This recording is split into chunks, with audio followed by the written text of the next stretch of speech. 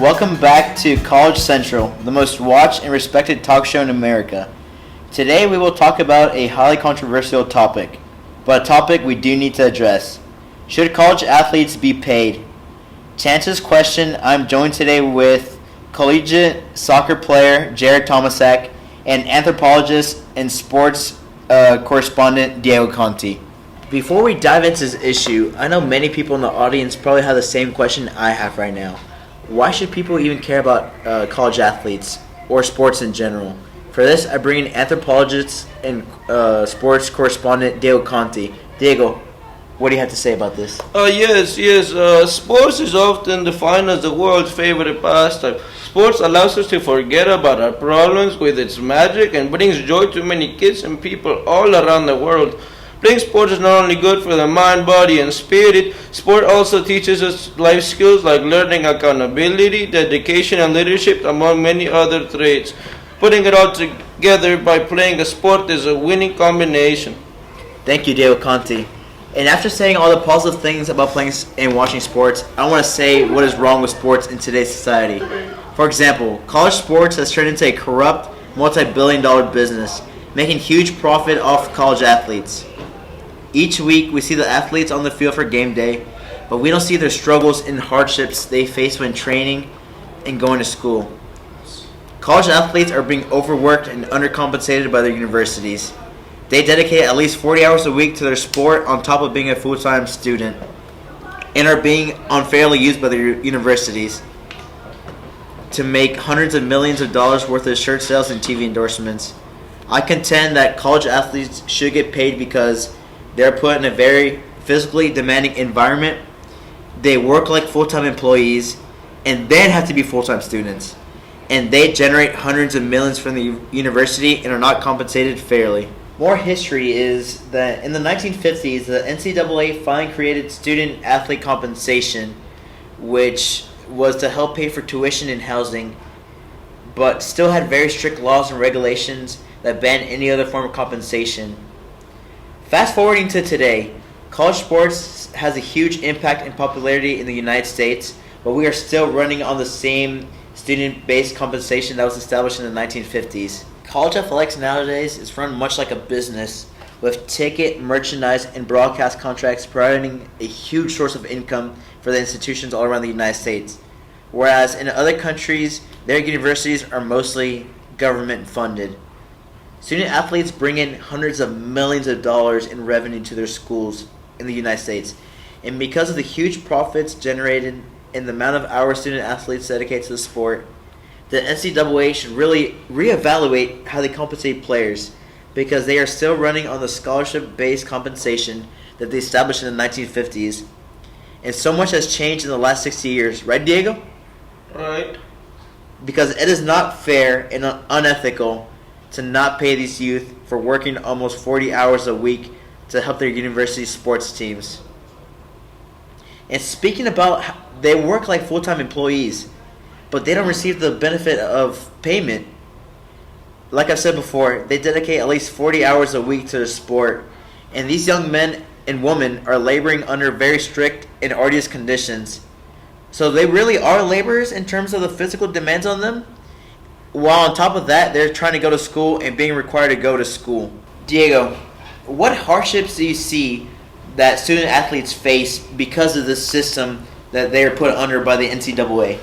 Well, Johan, this is a big misconception amongst student athletes, because you see all these scandals on TV, like the University of North Carolina or Syracuse, where the athletes are not attending class and stuff like that and just trying to skate by with their athletics. But it's not so much that the student athletes don't care about their education, is that they physically cannot do both jobs at the same time. And oftentimes universities will take away a scholarship or maybe just minimize the amount of scholarship they're getting if these athletes are not performing on the field. So what happens is oftentimes these athletes stop going to class or paying attention to their studies in order to focus more on their athletic performance, and this is what happens oftentimes. Thank you, Diego. That's actually a very good point. Student athletes actually do want to graduate, but the conditions set by their universities make it actually hard for them. A statistics have shown that 93% of student athletes surveyed around the country actually do want to graduate. But of course, the graduation rate is not this high because student athletes are dropping out of school to play professionally. They're chasing multi-million-dollar professional contracts their freshman year, and they're just dropping out. Right. Well, I feel like a big part of this issue is just because these said athletes are not getting paid, because oftentimes these athletes come from not very fortunate families and they don't have enough money, because the NCAA gives them scholarships for academic wise, but sometimes these athletes don't have enough food to eat. So if a NBA or NFL team offers a multi-million contract, that is more money than they've often seen in their entire lives. And I'm not saying that the NCAA must pay these athletes the same or even close to the same amount of money that these professional teams are offering them, but they should at least get compensated monetarily for the hard work and dedication they have put out in the field and in the classroom. Right. Paying athletes in college would eliminate the rush to chase these immense contracts, and it will give them money to afford what the NCAA dubs as luxury items like clothing and food. Right. And these regulations for the NCAA, they are very, very strict. I even heard of this one instance where these players' parents passed away, and the coach of this player, the player was gonna go home to go visit, go to the funeral, and the coach, before putting him on the plane, paid for his dinner as like a condolence. And the NCAA said it was a penalty, a violation of the rules, and they got in big trouble for this. And that's just ridiculous. It's just a thing of compassion. How could that be wrong? However, this view of necessity of paying college athletes is not shared by everyone. Some people believe that student athletes should not receive any kind of payment or wage because they play for the love of the game, not money. College athletes are treated fairly and have the honor of representing their school when they put on the uniform. People also say they're already well compensated because they receive payment in a form of quality education, room, board, and other perks that maybe regular college kids don't get to enjoy. Correspondent Dale Conti, what do you think about this?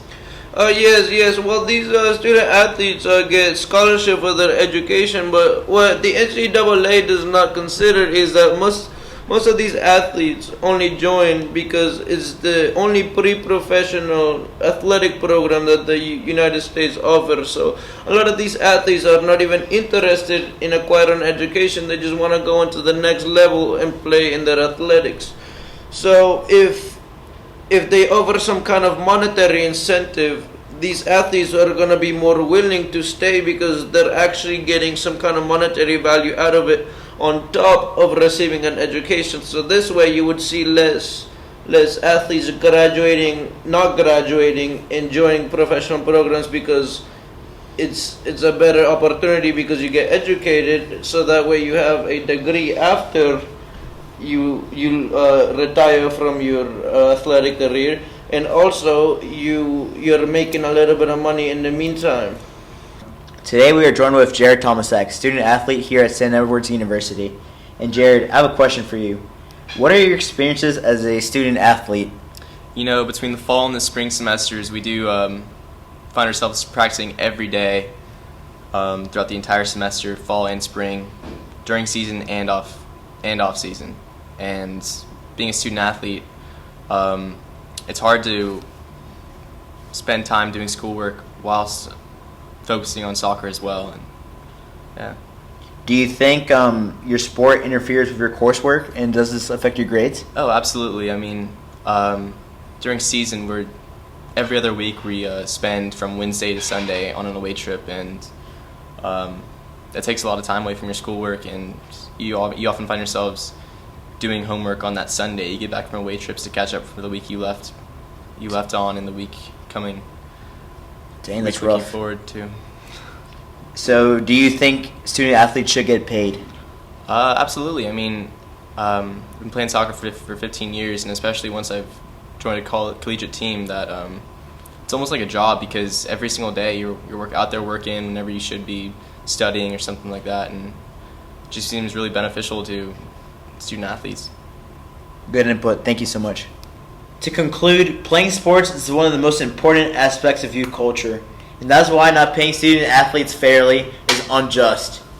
The student athletes representing our beloved universities should be paid a salary or wage because they work like full-time employees, they bring in hundreds of millions to their school, and this would also help the graduation rate to ensure the future careers of these youth. A future where student athletes are paid to work is one that everyone wants to live in because it is fair and just. Thank you all again. My name is Johans Vasquez, signing out. Diego Conte. Jared Tomasek. See you guys again next week. Thank you.